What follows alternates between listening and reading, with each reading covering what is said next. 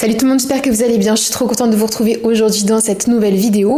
Vous l'avez vu, aujourd'hui on va s'attaquer aux idées de tenue pour des invités de mariage ou de cérémonie. Ce sujet m'est très souvent demandé, arrivé à cette période de l'année. Du coup, j'ai décidé de le retraiter.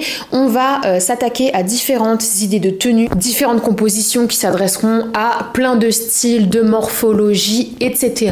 On commence tout de suite. Première chose, et c'est un des gros sujets quand viennent les questionnements autour de la tenue d'invité de cérémonie, c'est numéro 1. Qu'est-ce que je vais choisir? Et numéro 2 aussi, quel budget j'ai envie d'y consacrer. Donc double questionnement in fine écologique et économique. J'ai décidé d'associer ce sujet avec une sponsorisation avec le site eBay Club. Je sais pas si vous le connaissez, qui pour moi faisait sens dans cette recherche et dans l'éventuel achat d'une tenue d'invité. eBay Club, si vous connaissez pas, c'est le site référence en cashback. Le cashback, c'est tout simple, c'est un système de remboursement en pourcentage sur des achats effectués auprès de marchands partenaires. Ça va être important de le préciser, c'est un service qui est 100% gratuit. Vous vous inscrivez sur eBay Club, vous constatez le nombre de marchands partenaires et vous accédez au site partenaire via eBay Club, et donc en achetant, en effectuant votre commande, vous allez récupérer directement le pourcentage en cagnotte sur votre compte eBay Club, et au bout de 10 € seulement, vous pouvez vous faire un virement PayPal. Vous pouvez aussi récupérer l'argent en carte cadeau. Je vais vous donner un lien parrain qui, au lieu de vous offrir 3 € à l'inscription, vous offrira déjà 6 € sur votre cagnotte. Donc plus de la moitié du travail est fait pour récupérer l'argent. Sinon, il y a également le système de bons d'achat avec certains marchands partenaires. J'ai vu notamment qu'il y avait Bobiz en partenaire bon d'achat. Vous achetez des crédits sous forme de bons d'achat à valoir sur Bobiz via eBay Club, et donc en achetant ce bon d'achat, vous récupérez un pourcentage du montant du bon d'achat sur votre cagnotte. Ce qui est bien avec eBay Club, c'est qu'il y a énormément de marchands partenaires et ça va parfaitement rentrer dans notre recherche de tenue de mariage. Il y a notamment en cashback en ligne le site Asos qui propose un cashback de 3% sur ses achats. On a COS, on a Place des Tendances pour plein de belles marques. On a aussi, et on n'est pas essentiellement sur de la première main, et c'est ce que je trouve intéressant, il y a le site de seconde main un petit peu premium, Vestiaire Collective, qui là encore une fois dans la recherche d'une belle robe de mariage, ça a parfaitement fonctionné. On va retrouver des robes de seconde main de chez Rouge, de chez Femme Rio, Sandro, Mage et j'en passe. Là, non seulement on va pouvoir aller sur de la seconde main, et deuxième point assez vertueux, celui-ci pour le porte-monnaie, on va payer moins cher sa robe et en plus de ça, on va récupérer un pourcentage en cashback. Donc c'est tout bénef. Vous avez toutes les informations en barre d'infos. On s'attaque maintenant à la première idée de tenue pour un invité de mariage, et c'est pour moi la tenue la plus efficace, celle vers laquelle beaucoup de monde vont se tourner. C'est la belle robe colorée qui a beaucoup de fantaisie. Ça pourrait être plein de types de robes différentes. On pourra être sur une robe en satin, on pourrait être sur une robe en jacquard, ou une robe imprimée, une robe en mousseline aussi vaporeuse. J'ai vu pas mal d'idées qui sont super canon. Au niveau des formes de ces robes, ce qui est sympa, c'est que ça va s'adapter à tout le monde. On va retrouver énormément de coupes de robes différentes. On pourrait être entre autres sur des encolures bustiers, des encolures asymétriques, on pourrait être sur des manches bouffantes. Il y aura aussi des formes qui seront faciles à reporter au quotidien par la suite, notamment les formes wrap, honnêtement très simple, efficace dans l'esprit de la marque Rouge. En ce qui concerne les chaussures à adopter avec une belle robe, honnêtement pour moi il y a deux options qui sont ultra faciles à adopter. Première option, c'est la paire de chaussures dorées. La paire de chaussures dorées, elle fait vraiment partie du vestiaire estival, elle fait aussi partie du vestiaire un petit peu festif tout de suite. Il y a ce côté un peu clinquant et qui va s'adapter à plein de couleurs. C'est pour ça qu'elle est intéressante avec les tenues de mariage. Sinon, encore plus passe-partout et réutilisable par la suite, on aura les chaussures camel, une petite paire de sandales camel, ça va avec énormément de couleurs aussi, c'est très sobre, donc ça s'adapte super bien et ça vous pourrez le reporter très très facilement par la suite. Je vais essayer de vous mettre des idées de pièces ici et vu que je pourrais pas tout afficher, vous aurez une belle petite sélection en description également. En deuxième, et parce qu'on a exploré le style de robe maximaliste, on va aussi explorer le style de robe minimaliste pour celles qui recherchent davantage de sobriété et qui veulent être sûres sûrs à 100% de pouvoir réutiliser leur robe. En ce qui concerne les robes minimales, on a plusieurs choses qui vont s'offrir à nous. Premièrement, la robe esprit nuisette, satinée ou pas d'ailleurs, elle est ultra passe-partout. Par la suite, on pourra faire de la superposition pour la reporter au quotidien, en dessous d'une grosse chemise, en dessous d'une veste, d'un gilet, etc. Il y a tout plein d'options qui s'offrent à nous. On aura les robes skater, c'est des robes qui sont plutôt mini cette fois-ci avec une jupe légèrement évasée.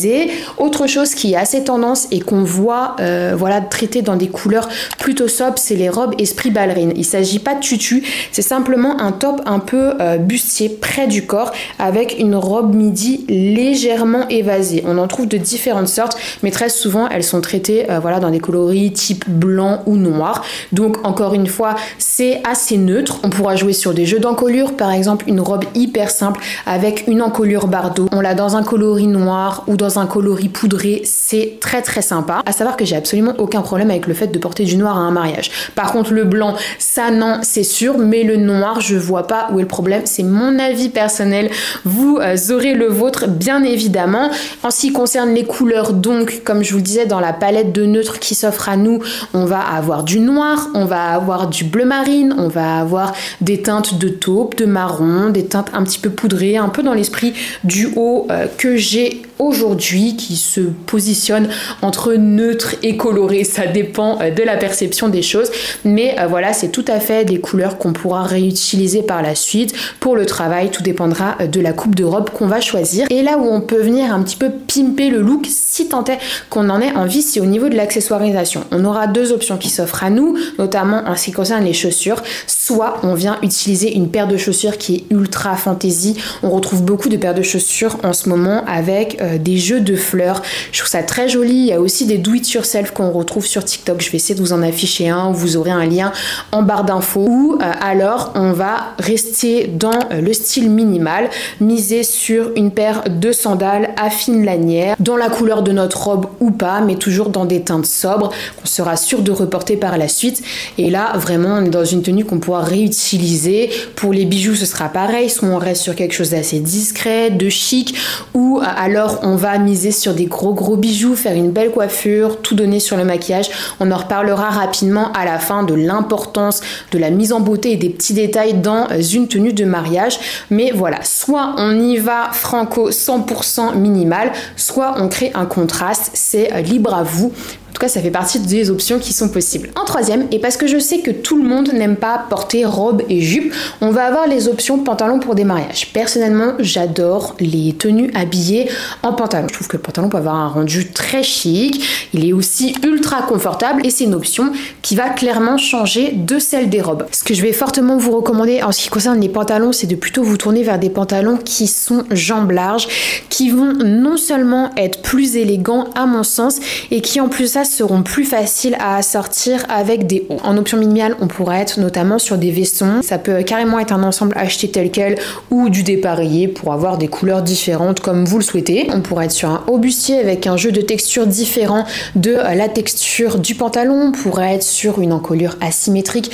Une fois de plus, ce qu'on va retrouver, c'est aussi des jeux de manches. On va retrouver des hauts avec des nœuds apposés. C'est très tendance en ce moment. Et autre chose assez tendance qui va convenir pour des tenues de mariage, c'est des fleurs en 3D. On retrouve ça énormément sur les hauts d'été et notamment sur les hauts d'été pour des soirées. Pour les chaussures, ce que je recommande fortement pour les pantalons jambes larges, qui sont donc souvent larges et longs, c'est soit d'être sur des sandales plates si vous n'aimez pas les talons, sandales à talons si vous voulez un peu élancer la silhouette, soit d'être sur des escarpins à bout pointu qui ont l'avantage avec ce type de pantalon là de pas écraser la silhouette mais encore une fois de l'élancer. J'en profite aussi, mais je vais pas en faire toute une catégorie, pour vous proposer une variante au pantalon jambes larges. On a aussi les shorts longs bermuda qui se pratiquent pour les mariages. Ça reste une option un petit peu plus fraîche si vous allez faire le mariage dans un endroit où il fait chaud. Sachez que le bermuda c'est carrément une option et ça pourra s'associer avec tous les types de hauts que j'ai mentionnés pour le pantalon. Maintenant, l'autre catégorie à laquelle on va s'attaquer, c'est la jupe. Et j'ai J'ai pas spécialement décidé de parler de jupe mini, mais je vais vous parler de jupe midi que je trouve ultra chic pour un mariage et qui vont s'associer elles aussi de différentes façons. Soit on va les retrouver vendues en ensemble ou vous pourrez faire du dépareillé comme avec les pantalons avec des gilets manches courtes ou des vestons. C'est ultra joli, j'adore. C'est une variante vraiment très élégante que je trouve super sympa et facile à reporter aussi par la suite. Ce qu'on pourra faire aussi, c'est être sur des hauts qui sont assez aérés pour créer un contraste avec la jupe qui enferme pas mal de par la longueur et le haut. Pourquoi pas des hauts comme celui-ci, des hauts bardeaux, une jolie encolure dégagée. Je trouve ça super élégant. Ou alors l'autre option, et là ça pourra fonctionner si vous faites le mariage dans un endroit qui est un peu moins chaud, on retrouve des blazers qui sont ceinturés sur des jupes midi. C'est ultra chic. Donc peut-être pas forcément un mariage en été, peut-être un mariage à la demi-saison, voire quand il fait un petit peu plus frais, à vous de voir, mais ça reste parmi les options possibles. Il y a même des marques qui proposent l'ensemble. En fait, on a l'impression que c'est un haut et c'est une jupe, mais c'est une robe. Je crois que c'est Self Portrait qui fait ça. C'est un budget un petit peu plus, mais encore une fois, à voir en seconde main si vous pouvez pas le retrouver. Je trouve ça ultra canon. On va s'attaquer à un conseil un petit peu plus d'ordre général maintenant, qui s'adapte à toutes les options de tenue que j'ai pu vous proposer. C'est l'importance des contrastes dans une tenue. Que ce soit des tenues festives ou des tenues de tous les jours, le contraste, l'équilibre, je trouve que souvent c'est la clé d'un look qui est réussi. Par exemple, en ce qui concerne les jupes, si jamais vous souhaitez une mini-jupe dont je parlais pas dans une catégorie en particulier, vous avez une jupe qui est très forte. Avec ça, vous allez porter un haut qui est plutôt simple. Ça pourrait être un chemisier, un beau chemisier blanc. Il pourra avoir des détails de volant, un détail d'encolure, etc. Mais on va quand même essayer de créer un contraste de fantaisie entre le haut et le bas. Pareil pour les robes minimales dont je vous parlais. Si vous voulez la booster et avoir un bel équilibre, ça peut être intéressant de miser sur des gros accessoires. On n'a pas tout donné dans sa tenue, mais quand même, il y a ce petit ajout de style, de personnalité à la tenue qui va parfaitement répondre voilà, au folklore d'un mariage. Pour les pantalons, c'est pareil. Vous misez sur un pantalon simple, vous avez un haut qui est fort, on a un super contraste. En plus de ça, on maximise ses chances de pouvoir réutiliser la pièce, notamment le pantalon qui est une pièce importante du dressing. Et donc tout ça, ça s'inscrit aussi dans l'effort de réutiliser par la suite les pièces qu'on va porter à un mariage. Donc je trouve ça intéressant de créer des contrastes. La coiffure aussi, on pourrait se dire que ça rentre pas en ligne de compte et pourtant ça a vraiment son importance dans le rendu final de notre look de mariage. Ça va dépendre premièrement de votre nature de cheveux, de votre longueur de cheveux, de votre style aussi, ce que vous avez envie de porter, mais aussi on peut associer une coiffure à un look. Il y a certaines encolures notamment qui demandent certains types de coiffure. Par exemple, vous avez un haut qui a peu de fioritures, qui est peu volumineux. Là, vous allez avoir tendance à vouloir lâcher les cheveux pour créer ce fameux contraste entre le haut et la coiffure. À l'inverse, si vous avez un haut ou une encolure qui prend vraiment beaucoup de place, je vous recommanderais davantage de vous attacher les cheveux, que ce soit dans un chignon bas, un chignon haut ou alors une belle queue de cheval vraiment très laquée pour dégager le cou, donc faire respirer un petit peu le look. Un aspect pratique aussi qu'on peut anticiper avec la coiffure, si on a les cheveux lâchés, ils auront plus tendance à graisser dans la journée ou dans la soirée, alors que si on les a plaqués dès le départ, ils vont pas bouger et ça sera un souci en moins pour profiter pleinement de la fête. Voilà, c'est lancé, vous en faites une fois de plus ce que vous voulez. Et donc mon dernier conseil, et c'est celui qui rejoint mes propos du début et donc qui rejoint cette nécessité voilà, d'avoir une consommation un petit peu plus vertueuse en ce qui concerne des vêtements de fête, c'est de miser sur la seconde main. Croyez-moi, il y a énormément d'options pour des cérémonies en seconde main, que ce soit sur Vinted, sur Vestiaire Collectif, comme je le disais en début de vidéo.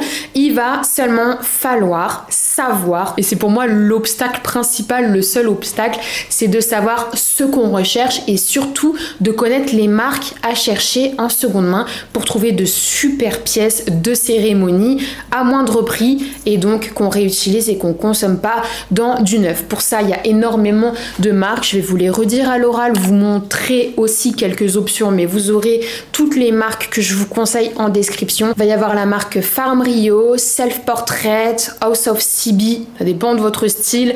Maje, Sandro, Claudie Pierlot, on les connaît. Il va y avoir du rouge, du Cézanne aussi, pourquoi pourquoi pas, sachant qu'ils font des collections cérémonies chaque saison, donc on peut potentiellement les retrouver en seconde main. On va avoir des choses un petit peu plus niches, telles que Maria Della Ordone. J'adore ce qu'elle fait, c'est souvent très fantasy, donc pourquoi pas se tourner vers des marques un peu niches espagnoles, portugaises, qui très souvent aiment beaucoup les fantaisies et la couleur. En connaissant ce type de marque-là, on se donne davantage de pistes de recherche pour de la seconde main. Aller dans la seconde main, cette fois-ci, il y aura forcément des options et souvent les robes sont en très bon état.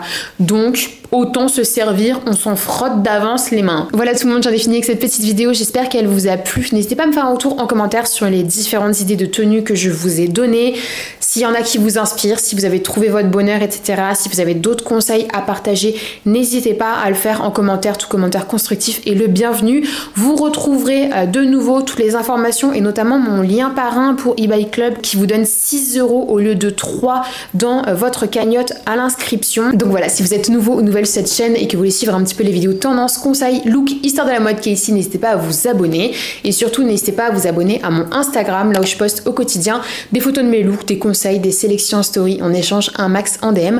Bref, rejoignez-moi. Voilà, je fais plein de gros bisous et je vous dis à la prochaine.